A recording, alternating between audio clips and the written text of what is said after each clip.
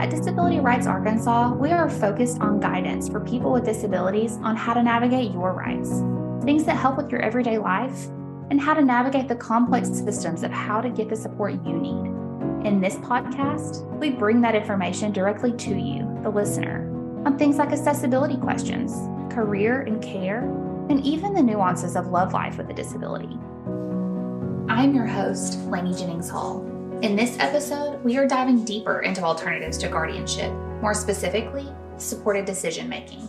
Today, I am joined by self-advocate Jordan Anderson, whose entire life was uniquely impacted by an overnight decision to support his rights. We are also joined by Hezzy Smith, Director of Advocacy Initiatives at the Harvard Law School Project on Disability, and proud sibling. Tom Masseau, Executive Director of Disability Rights Arkansas, is also back with us on this episode. Thank you for joining us today.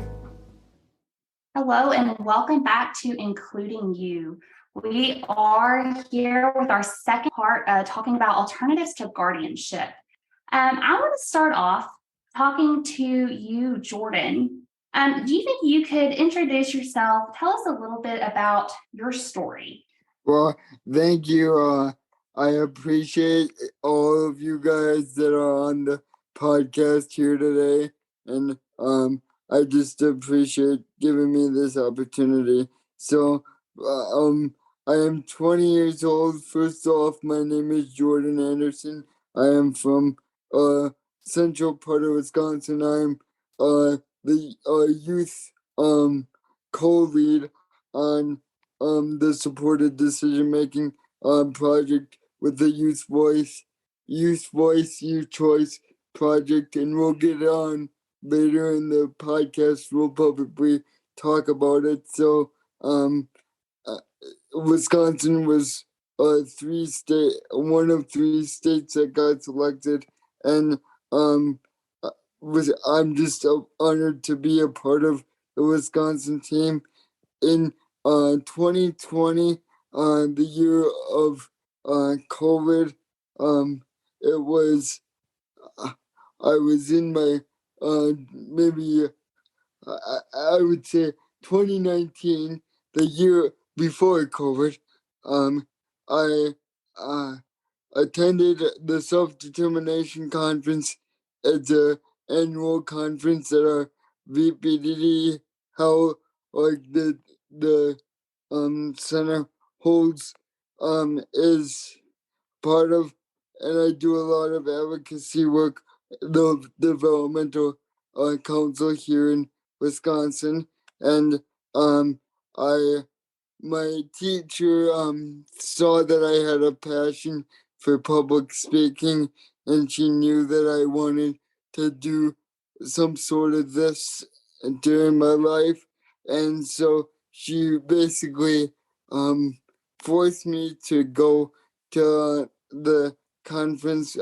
Needless to say, I learned a lot, and one of the sessions I attended was on alternatives to guardianship, and that was the first time I heard about alternatives to guardianship. And literally, like the night before, I did not know I had a court hearing like that next day on what I just got done talking about. So it was like kind of like a blessing in disguise. And I basically told my mom and told my dad what I learned about, and I did not know this is what the court hearing was about. But my mom and dad told, because they didn't think I needed to go at first. Like they went in the morning, and then they came and got me out of school, and because they thought it was the same thing, and they wanted to do some more investigating work and like learn more about supported decision making before they made the decision. And needless to say, I'm glad they took my advice, and we actually had to hire one of my dad's um former work attorneys, because the person that we got appointed through the county um wasn't able to fit my needs. So me and my attorney met like a half an hour later once I got out of school, and they did some drawing up like and more research about it, and I was prepared to um answer questions from the judge and everything, and because I didn't know what they were gonna ask. Apparently, before I got there, they said I was incompetent because a guardian ad litem came to my house a couple days prior before the court proceeding and asked me questions like, "What day is it? What um like what's the like what state do we live in, like basic questions like that, and I answered them all correctly, because I'm very knowledgeable when it comes to that stuff. But somewhere along the lines, he said I was incompetent, and then I went back to my court hearing, went in the courtroom with my lawyer and my parents, and my uh lawyer just had a casual conversation because I really enjoy sports and hunting, and I think that's what we were talking about. My dad's friend that he knows said he's not incompetent, and then the judge came, and then needless to say, we didn't even gavel in, but it was quite a quite an experience, and I'm just glad my parents and everybody listened to me at the correct time, because without that, I really like to vote and to make my voice heard. And with some cases with guardianship, not all, but some cases, eh, people lose their right to vote. So I just, that's very important to me. So that's another reason why I kept my right to vote. And I also like hunting, like I said before. But I know it's a long winded old story, but that's the quick version, even though it's really not quick. No, I actually have a lot of questions from that story. First off, I mean, that presentation that you went to must have been some kind of impactful for you to, to take that home to your parents if they knew they had a court hearing the next day to make this big change in your life, to then you bring home this information of hey, I had this presentation, let's talk.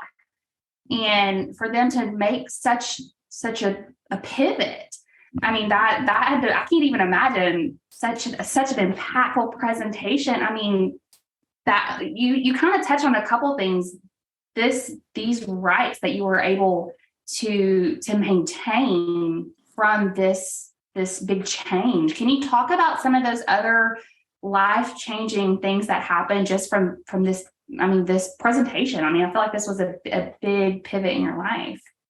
Uh, um, like this was the first thing that I really learned about this organization through this teacher, and I'm doing a ton of work with them now.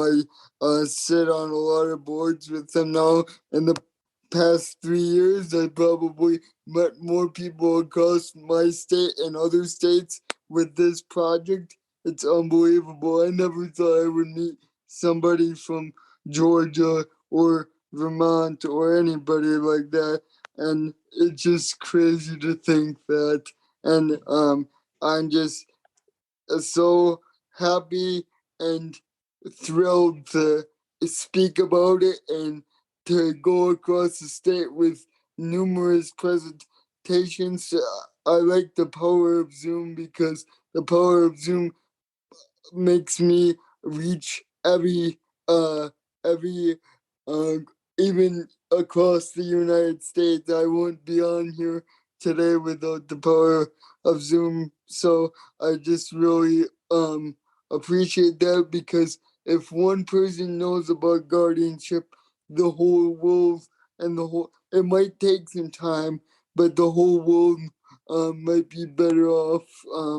I know supported decision making isn't for everyone, but I just want to make sure people know my story and people are well educated before they make their choice.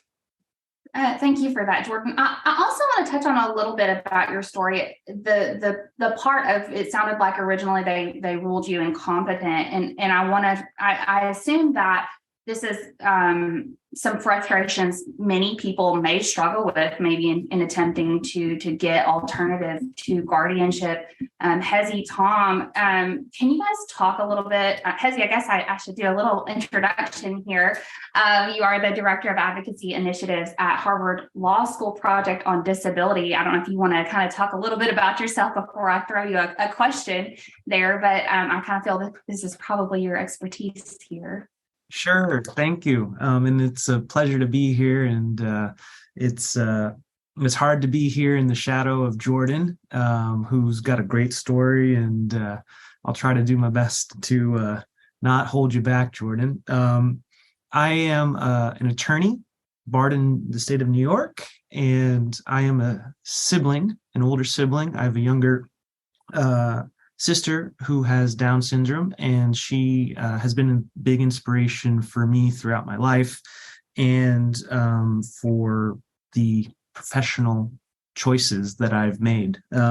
Before starting work on at the Harvard Law School Project on Disability, I was had the opportunity to work for the Supported Decision Making New York project, which is the largest supported decision-making pilot program in the United States, and heard lots of stories, some similar to Jordan's, where folks get information at the right time and in the right place and are able to make informed choices with that information, and others who say, oh, if only I had known.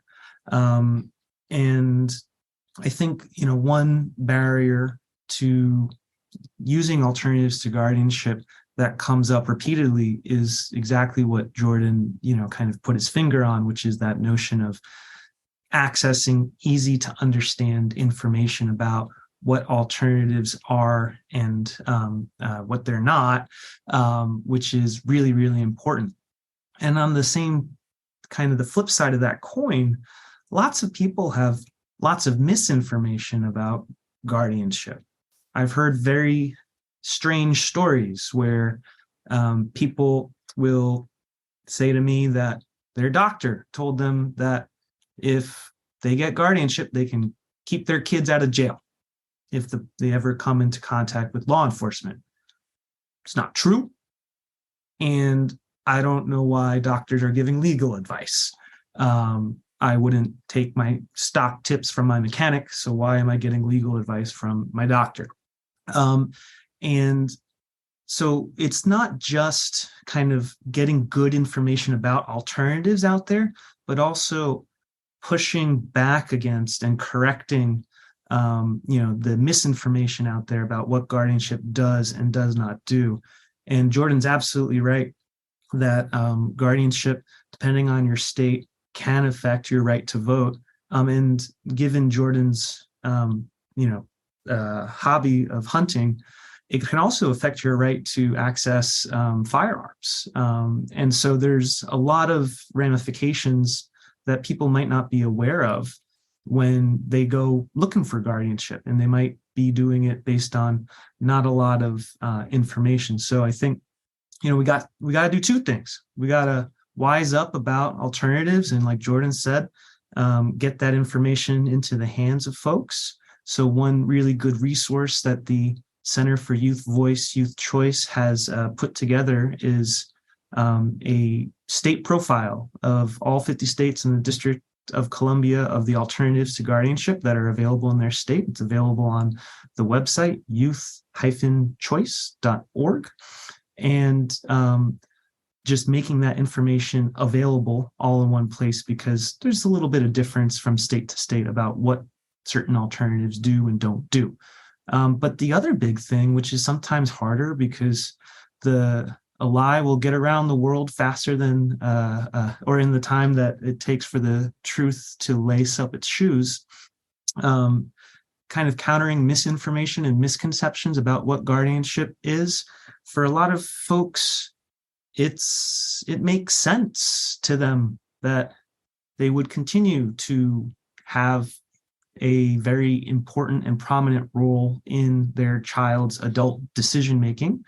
And so from, kind of a caregiving, protective perspective, makes a lot of sense. Oh, yeah, I will, go to the court and get the permission and fill out the form. Lots of families have to fill out a lot of forms in order to get that don't make a whole lot of sense all the time, in order to get the things that their loved one needs and wants. And so when folks have been conditioned through most of the special education and accessing benefits and navigating all those systems to fill out forms, kind of the message that you need to get guardianship in order to do these things,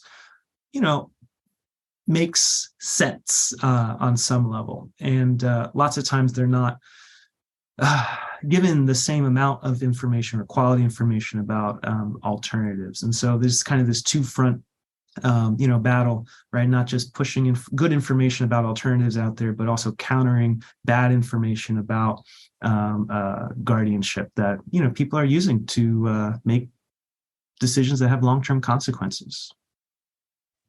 I think you hit like the nail on the head. People have absolutely been just like put in this mindset of, oh yeah, here's this just seems like the next step of what is expected, just after years and years of just forms. And I've heard many times in like just the education world of if it's a caregiving thing, it's the next step. In the little bit of time I have been in this world of hearing these things. Yeah, and I'm so glad you brought that up, Eleni and Hezzy, and especially Jordan. The competency issue is something that we see a lot of here in Arkansas, and it's just a perception. If you have a disability, you must be incompetent, or you must not be able to make your own decisions. And that when you get to the age of 18, it's just so common here in Arkansas that guardianship is to putting on a pair of shoes or whatever. I mean, it's just like you get to that age and boom, there you go. So trying to break that myth, and Jordan, I'm glad you touched on the competency piece, and in just having that conversation with somebody about your interest, what you want to do, really brings a different perspective to it. And it's not one that we in Arkansas see a lot of. It's just boom, you're getting 18, you go right to court without having that conversation with the individual of like, okay, so what are your hopes and dreams? What do you want to accomplish? Do you like to hunt? Do you like to vote? Because here in Arkansas, since 2001, if you have a guardian, you can't vote. So we're literally stripping the rights away of individuals with disabilities who want to be in the community, want to participate, but because of that perception, it just doesn't happen. So we have a lot of work to do here in Arkansas to get people to begin having those conversations with individuals about it. What do you think that we can do here in Arkansas, Jordan? I know you've done a lot of policy work. You testified in Congress and different things. So what can we replicate here? What can we do here in Arkansas to get people to change their minds about guardianship and alternatives to guardianship? Well, thanks for the question, Tom. That's kind of a loaded question, but I'll kind of put it in simple terms. Well, first, I don't know what your setup is, but the Wisconsin Wisconsin Board for Developmental and Physical Disabilities has a very strong base with the legislative community and particularly the Wisconsin Public Schools, the DPI. So we do a ton of work in our schools and trying to get the word out. Some schools don't necessarily follow through like some schools, but it's worth a try.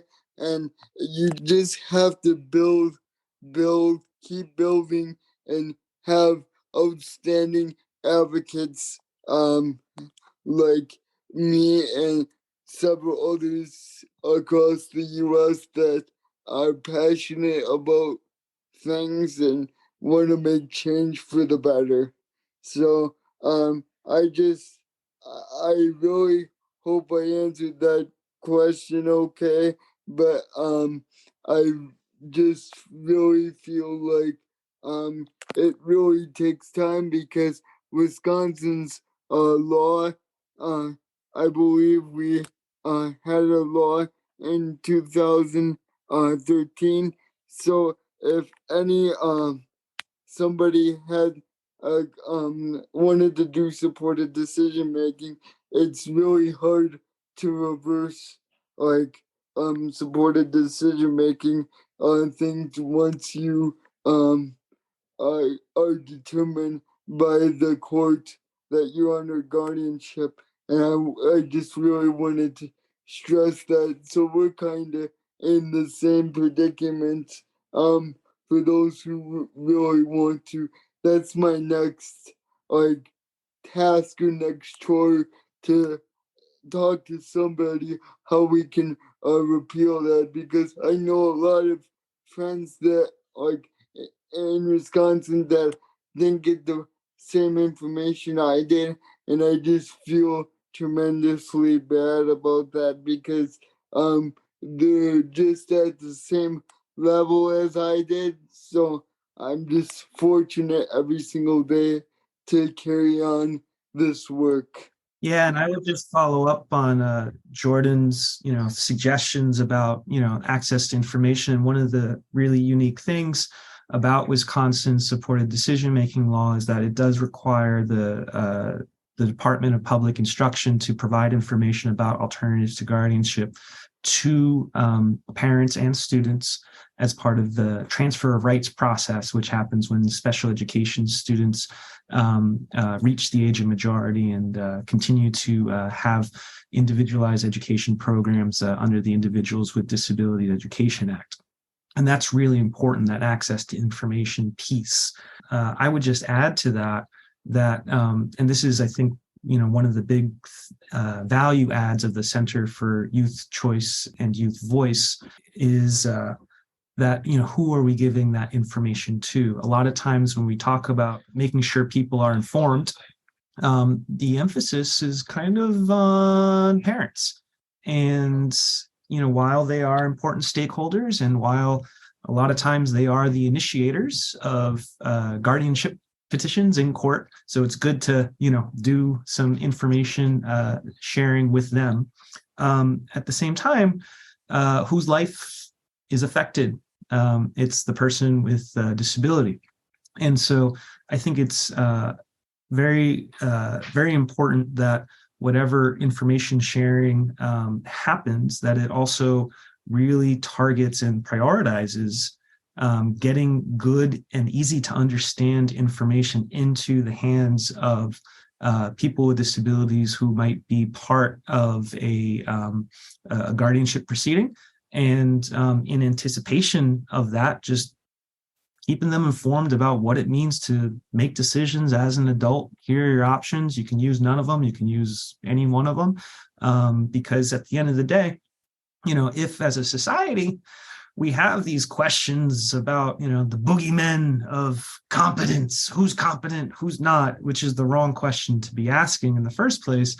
we should be, doing a little bit more to, put people in a position to make informed choices about how they'd like to make decisions as an adult, rather than, creating two boxes and trying to, sort people out and put them into one box and into another, which is, it's a fiction. And I think, what I've seen in terms of policy is a little bit less of an emphasis on what self-advocates want from states' efforts to adopt policies or laws on supported decision-making, and a little more about what, well-intentioned service providers, what well-intentioned attorneys like myself or family members might want from those policies and programs. And so I think it's really, really important for anyone who's thinking about doing some good in this space, is instead of running to your legislator, get a group, find your local self-advocacy group, your statewide self-advocacy group, what have you.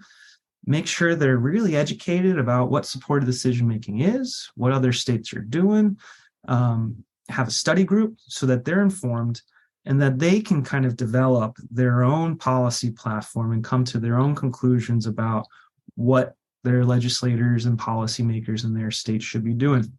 And, I think, from an objective perspective, some of the stuff that Wisconsin has done is probably going to make a really big impact, and is probably going to make a lot of positive changes in a lot of people's lives. But from a process perspective, I think we really need to, as a community, be a little bit more thoughtful about what role are self-advocacy organizations playing in defining the alternatives to guardianship and supported decision-making systemic change agenda. And so that's something I think that the Center for Youth Voice, Youth Choice is really investing in, educating youth, especially with disabilities, so that they are part of these conversations. But also, I think all of these organizations and everybody listening to this podcast should really be thinking, in my state, whatever supported decision-making or alternatives to guardianship advocacy is happening, is it self-advocacy organization led? Or is it led by other organizations? Even if there are one or two self-advocates that are part of a coalition, is this led by self-advocacy organizations? Because at the end of the day, nothing about us without us should also apply to, these changes that are coming down the pike. No, I think that's a fantastic point, Hezzy. Jordan, do you have something to add? Yes, if I could just add quickly, our governor, this is related to guardianship, but if our governor recently signed a bill, I think it was last summer here in Wisconsin, that he's requiring anybody that's pursuing guardianship that they have the specific training, and they look at other alternatives first. So that's another caveat for people that are automatically, some judges want to just push guardianship right away, and that's gonna help us here in Wisconsin. I also wanted to add on Hezzy's point about the self-advocacy groups. Tom, did you want to talk just a little bit about Arkansas Alliance for Disability Advocacy group here at Disability Rights Arkansas? Yeah, so the one of the things that we're doing here in Arkansas, we were funded by the Arkansas Governor's Council on Developmental Disabilities to bring together and form a project called, as Lainey mentioned, Arkansas Alliance for Disability Advocates. And their whole focus is to educate and empower individuals with disabilities on issues they face every day. So really looking at bringing people together and kind of bridging those gaps, whether it's looking at forming self-advocacy groups in the community, looking at high school age youth up to post-secondary, to really educate people about their rights and how to reclaim their voice. because everybody has a voice. It's just some people's voices is not heard. So we're really working and supporting self-advocates across the state and getting them to reclaim that and to take a stand and take their space to say, this is an issue that's important to us. So the ADA program is going to be key in pushing some of these issues forward here in Arkansas. And also reaching out to, Wisconsin and talking to the Wisconsin self-advocates to say, what can we do in Arkansas to help support self-advocates and get people more engaged in some of these conversations that need to be had. That's not happening here in the state. We're slowly building those bridges going forward. All right. Final question to either or both, whichever. What advice do you guys have for advocates trying to talk to their legislators or even family members that are trying to create this change? So my advice is not necessarily to go running to your legislators. There are some different examples of what some different states are doing with regard to changes to promote alternatives to guardianship. Some of the laws are better than others. Ironically, even though a lot of the disability rights community has been concerned about the lack of data with regard to guardianship, we don't necessarily have a lot of data on which kinds of supported decision-making or other reforms are most impactful.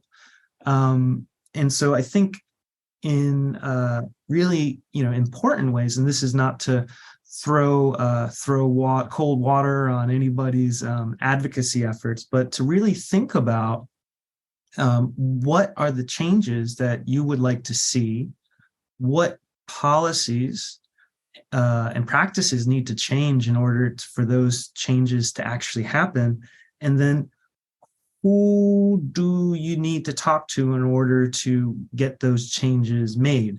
Because I think it would be unfortunate if, there was everyone running around doing a copy and paste of, so-and-so state's law, because often the first is not the best. The first crack is not always the best one. And so I think this is actually an interesting time for advocates, whether they're self-advocates or whether they're allies, to do some research, do some soul searching, look around and try to learn, because once you get your supported decision-making law, it's going to be a while if there's something wrong with it to a legislator is going to pay enough attention to you to want to go back and change it. And so kind of pick and stick and do your research before you make a pick, because, some of the legislation, some of the reforms that have been happening have been on the basis of data and experience through pilot programs that, provide a blueprint or, some sort of proof of concept before, the law or policies are changed. And in other places, that hasn't been the case. And I would just also, one other reason to not necessarily go run to a legislator is that there's a lot that you can learn about the kinds of changes you want to see by practicing around your, kitchen table. As Eleanor Roosevelt said, human rights start at home. And, you don't need a law in order to develop whatever tools you think you might need to get people trained in order to, whatever changes come, breathe some good life into them. Because at the end of the day, laws are pieces of paper. And, would you rather have a good law and not so good people implementing it? Or would you rather have a bad law and good people really, working hard to make the most of that bad law? I think I would prefer the latter in most cases. And so kind of building those coalitions, getting people together and making sure that you got a solid base and a solid understanding of what kind of changes you want to happen, and to be really strategic about it. Because, this isn't kind of like guardianship, going for systemic reforms. you can't start select. I'm dating myself with that reference, but you can't just hit undo if you sign yourself up for something that you kind of regret later. And just one cautionary tale, I think, is the mixed or uneven experience of folks with person-centered planning. It's a great idea. It's a great concept. How many places have good laws that are followed is, I think, a really open question. And, one, I think, concern that everyone should be thinking about, and this was told to me by the president of the Self-Advocacy Association of New York State, Tony Phillips, is that he never wants supported decision-making to become just another program, in his words. And so how do we prevent supported decision-making from, for example, becoming just another Medicaid reimbursed service? And we want people to be supported to do supported decision-making and explore all the options out there. But what kind of guardrails and firewalls do we need in place to make sure that the promise of these developments doesn't get lost in the shuffle once it comes time for things to be implemented at a large scale? So I would just kind of some words of caution. Learn about what reforms you want, form alliances and good networks, and then maybe think about second generation problems that might arise once you get what you think you're looking for. Jordan, what would you like to add to that?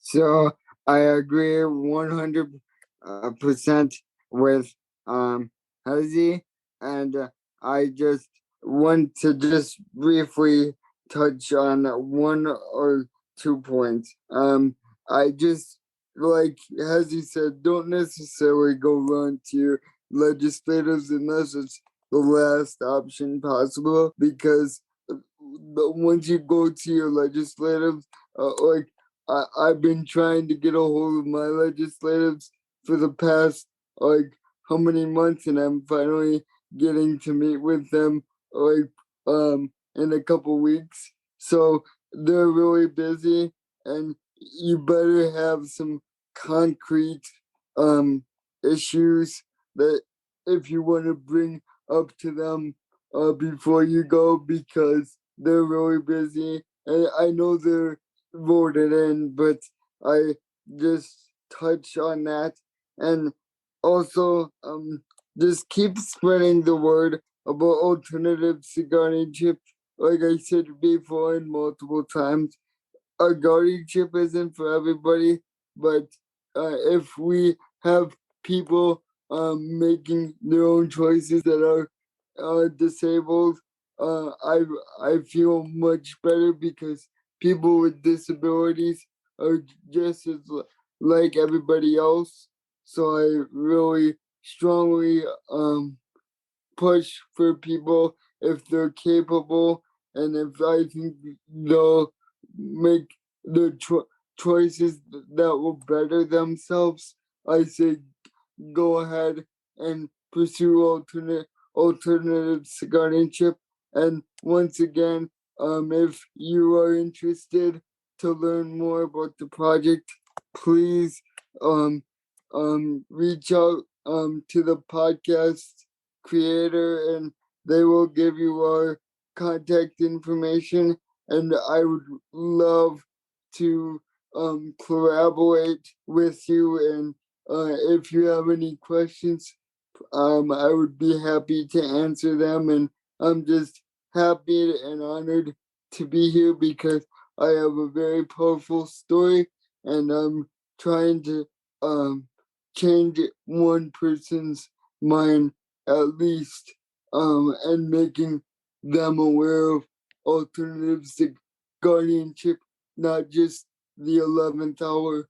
And I was this close to not getting my rights that I was able to have right now if I didn't go to that conference and stuff like that. That's why I'm on so many disability boards and so many other things, and that's why I'm just happy that you guys gave me this opportunity to speak with you guys today because alternatives to guardianship are a very unique thing, and not many people in the disability world or elderly people know, but they know if somebody's been affected by it.